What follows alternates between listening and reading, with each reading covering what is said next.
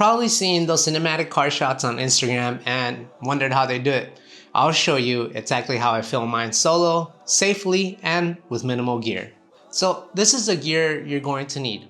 A camera, I prefer the FX3 or the FX30, a zoom lens, and I use the Tamron 28-75, a CPL ND filter, a Pro Mist filter for blooming the highlights, but that's really optional. The things you can't skimp on is 2 Tilta suction cups, 2 Tilta magic arms, 1 camera tool. If you are shooting in the day, you're at least gonna need 1 light, but if you're shooting at night, I would definitely bring 2 lights. So the first light that I would bring is a Godox VL150 with a reflector, and make sure you bring a V-mount so you can power your light. And then you can also bring a light wand or something similar, and a water bottle and toilet paper to clear out the surface area that you're gonna shoot at. But honestly, just go wash your car. It'll make things a lot easier. And make sure you try not to get the wax that goes on the car, because that might make the suction cup slip off. So now that we know that, let's actually go outside and shoot. All right guys, so one of the main reasons I love to shoot with the FX3 or the FX30 is a creator's app, which allows me to really monitor myself through the screen. I don't have to have anything hooked up, so it just makes things a lot easier when I'm either trying to figure out how I want the angle or the lighting, or to just make sure that I'm in focus. So that's gonna help me out. And another tip really is to make sure that you're shooting in manual focus, because for most of these shots, sometimes you might not be in focus. And so manually focusing is always gonna help. And one tip that I forgot last time is, but make sure that you bring a jacket. You can put it on the headrest and then just focus on the jacket, and then you can kind of focus on yourself. But that's kind of one of the things that I do to focus on myself when I'm doing manual shooting. And lastly, make sure that you bring in a CPL ND filter. Now, the main reason for this is so that you can kind of focus. As you guys can see right now, it's really bright. I'm like squinting, but the camera is able to, with the ND filter, to make sure that it's not as bright, so I can shoot at 2.8. And then the other thing is that you do need the CPL filter. And so there's some that come 2-in-1, and that's just to make sure that you can shoot through the glass and so that you're able to see yourself. Now I am going to show you guys how to put on the camera. All right guys, so right now, if you are going to be shooting, make sure that you bring toilet paper and water if you don't want to get a car wash for your car, but just go get a car wash. And be careful with the stuff with wax. But there is some like unique solution that you could use, but I've used it before with just water and paper, and it really worked. But as a disclaimer, if something happens to your camera, it's not my fault, but that's just to save my ass. But anyways, I'm gonna go ahead and just get the camera mounted, since I just washed the car and it feels pretty safe to put on the suction cup. So here's the Tilta suction cup. And essentially, to plug it in or to put it onto the car, you're just gonna press this once, and then to turn it off, you press both of it, and then you lift the little lid here. And that's pretty much it, but I'm gonna go ahead and place the first one and figure out the shot. Another thing before you screw in the magic arm is that you wanna make sure you bring one of these tools so that you're able to tighten it completely once you put it in, because you don't want the camera to move too much. And another thing is, when you do plug in the camera, having a cage definitely helps.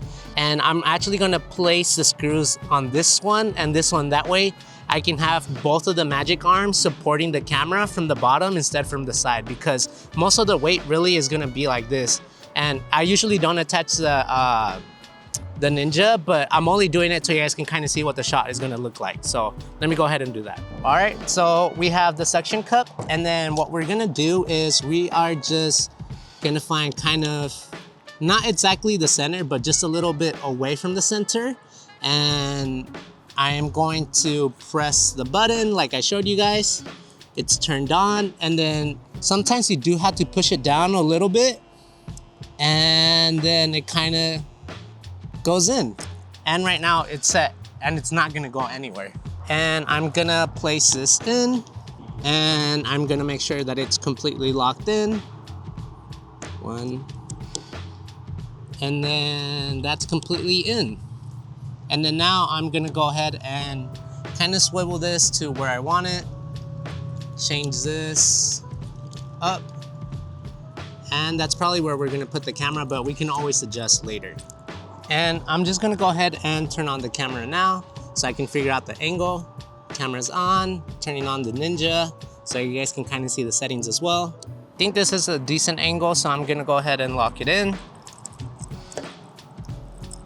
And then I'm gonna go screw this in. And now I'm gonna add the other arm. And it's always easier to screw in the magic arm first. All right, so it's holding the weight pretty good from here. So I'm going to just kind of move the camera so I can kind of put it where I want it. I'm gonna start recording on this one as well. And I'm gonna start recording on the screen as well. Let me readjust the angle to see how I want it. So I'm gonna loosen the magic arm. So I'm gonna do this one and this one. So camera's already locked in, and now I'm just, right now, actually the lighting is really good.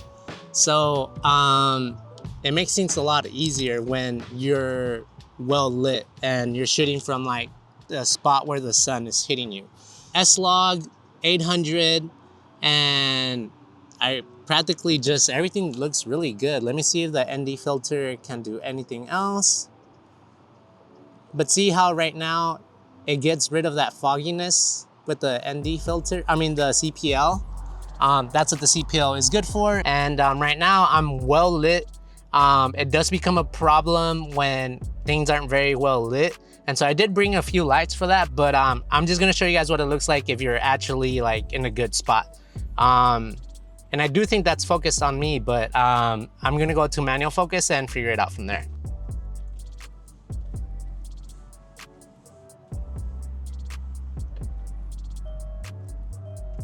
Then we're driving towards the closer, darker spots. Let me put the seatbelt on. And we are good. And it looks really stabilized when it's into the bottom of the camera.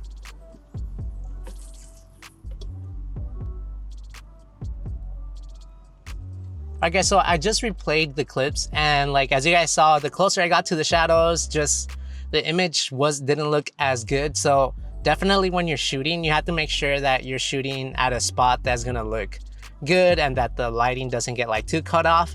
But in the case that is a problem, you can bring light. So I'm gonna go ahead and put a VL150 down here and just kind of see how strong that is. And I'm gonna show the process of putting it on with this. So right now I am gonna add the VL150 and I'm gonna add it down here. Last time I did try the wand, but during the day, the wand is not strong enough. So you're gonna need something that's pretty strong if you're like shooting in like darker areas to make sure that you're well lit. But I'm probably gonna put it around 40 to 50%. It does blind me a little bit when I'm driving, but we'll just test it so you guys can kind of see what it looks like. Now the light might move a few times, so you can't drive super fast. You could potentially just maybe zoom in one of the shots and just be so focused on the person, and then maybe have someone on the side and then maybe them holding a light. But if you can't do all of that, then I would just put it on the floor. So let me go ahead and do that. So here we have the VL150, and I'm just gonna put a V-mount battery on it. Turn it on. And let's see if it makes any difference for those other shots. So I went ahead and put the VL150 up like that.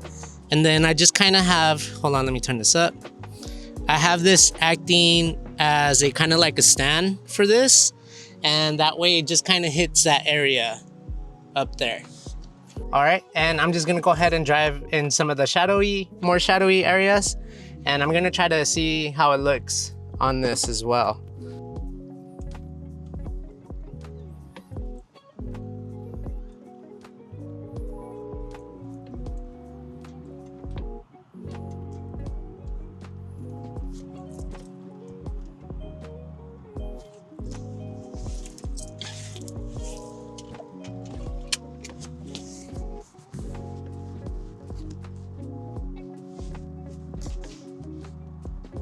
But yeah, you guys see kind of how that light helps out a little bit.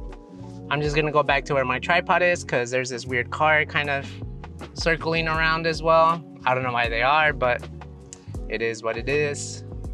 All right guys, so that's pretty much it for how to set up the suction cups and then also how to set up for the lighting. Now, if you're gonna be shooting in the night, which is probably the main shot that you guys saw at the very beginning on the intro, really all I used was just a VL150 in the back of the car, and then it was just kind of facing up towards the roof.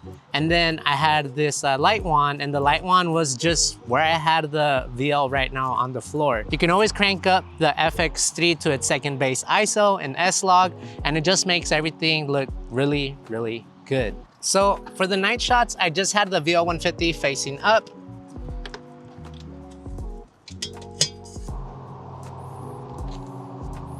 And then you can go ahead and crank it up if you want it at 100. And then I just close this. And then for the wand light really was just, I turned it on and I just made it so that it was facing towards the roof. And if I did want it angled, I could do that as well. But it kind of moves from there, so I'd just rather keep it here. But anyways, that's pretty much it for this video. If this video just helps you guys out, make sure that you like and subscribe. Or if you have any questions, let me know in the comments. But I'm Ray Brizzy. I'm a creative director, filmmaker, and artist. I'll see you guys on the next one.